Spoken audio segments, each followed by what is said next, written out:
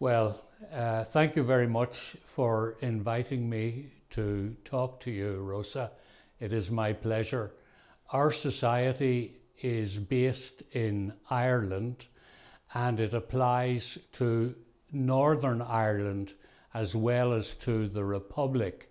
We are an all-Ireland society, and one thing which is very close to my heart is that Catholics and Protestants are members of the society and that we now walk together.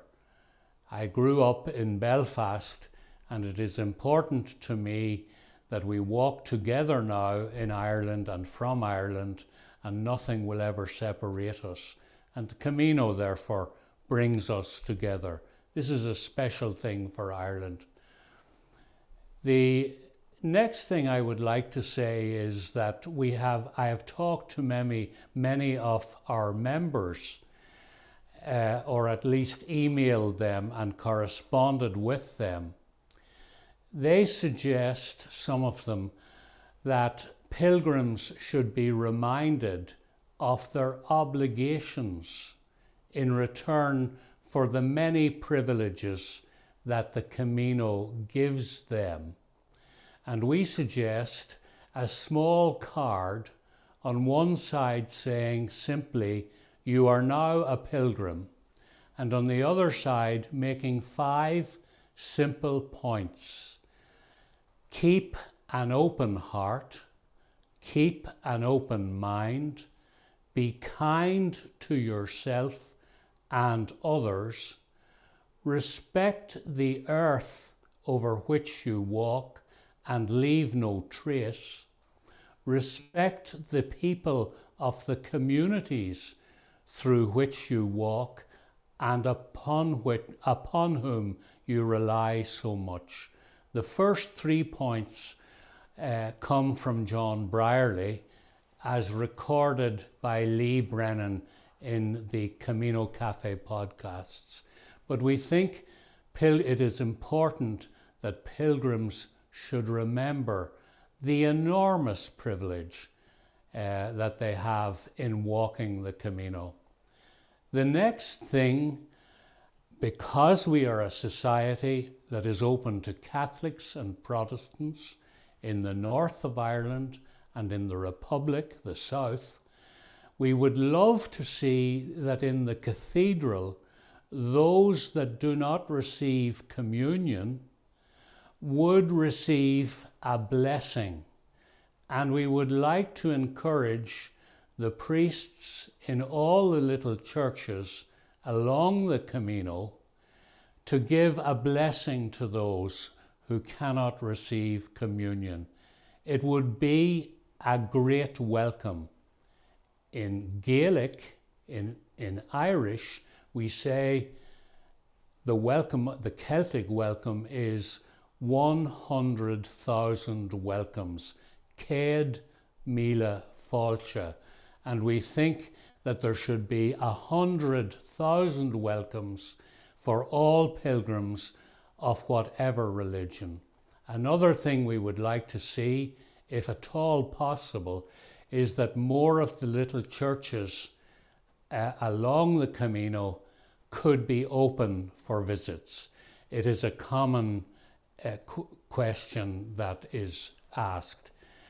And then another thing which is serious and important to some members of our society and to me personally is that women should not be subject to the slightest form of oppression while walking the Camino alone. Women, above all, should be respected along the Camino. And that's a concern that has been mentioned to me.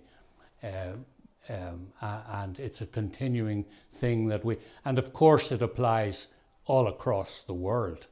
The position of women in society should be respected and supported. We are doing 1 or 2 simple things in our society that I want to tell you about.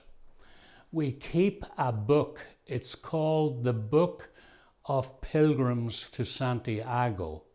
It is written in Irish Gaelico, and English, and it contains the names and dates of people who have arrived in Santiago having made the pilgrimage. But it is written, there are other stories in it, and there are drawings. It is written in the style of the ancient books, like the Book of Kells, and written in ancient Irish calligraphy, and we are very proud of it. And we keep it at the Pilgrim Office in Dublin. I am also very proud of the work we do at the Pilgrim Office in Dublin during the season, which goes approximately from March till the end of October. For 3 days every week, the office is open and we guide pilgrims as they consider making the Camino de Santiago. And finally, one thing of which we are very proud is the tremendous interest in pilgrimage in Ireland, which is not totally due to the Camino, but undoubtedly inspired by and influenced by the Camino. We are very enthusiastic about the work of Manuel Miras, who is president of the Asociaciones Municipales del Camino Inglés, because we love the idea that you can walk 25 kilometers in Ireland. We will give you a Celtic Compostela, a certificate of having done so, and then you can take your credencial and bring it to A Coruña and walk from A Coruña to Santiago. We are very excited about this because La Coruña was the major port of disembarkation when pilgrims arrived in medieval times in A Coruña.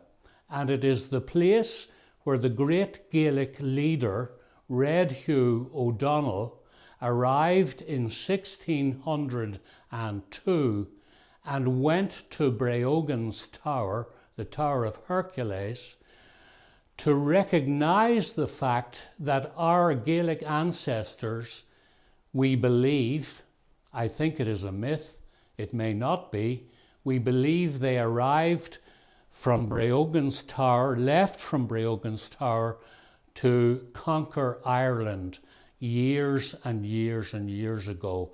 And the point that Red Hugh O'Donnell was making is that the Irish and the Spanish are the same people.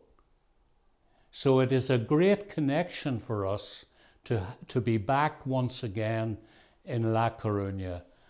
So those are my thoughts about the Camino, which has inspired me personally so much, which does such good in the world, which brings us all together, Irish and English, Catholics and Protestants, all walking the same path together. It is a phenomenon, and I cannot thank the people of Galicia and the peoples of Spain enough for their hospitality, their kindness to pilgrims. I want you all to know that we recognize it, we love you for it, and long may it continue.